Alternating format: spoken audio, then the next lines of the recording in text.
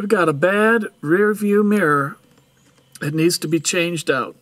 You can see how it's all distorted.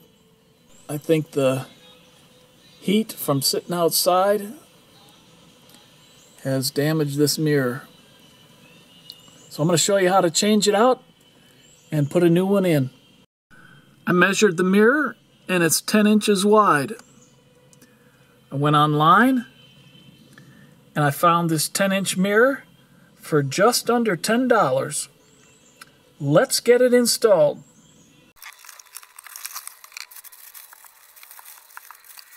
What we're going to do is unscrew this Phillips head because we don't need this backer on the window. I'm going to use the one that's there. This is supposed to be a universal mirror, so I'm hopeful that'll work that way.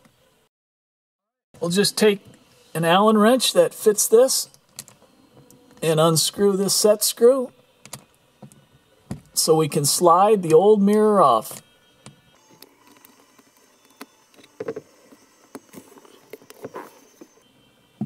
The mirror comes with the mounting plate, and we're going to use the existing mounting plate. So this has a Phillips screw, and we'll just take this Phillips set screw out and remove that mounting plate. It just slides out. And now all we need to do is slide this over the existing plate and screw down the set screw.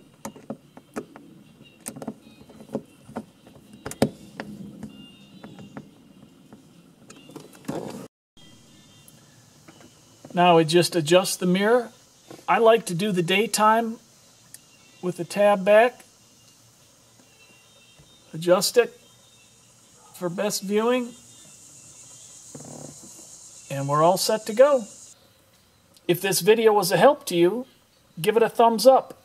If you haven't already, please consider subscribing. And I look forward to helping you with other projects online.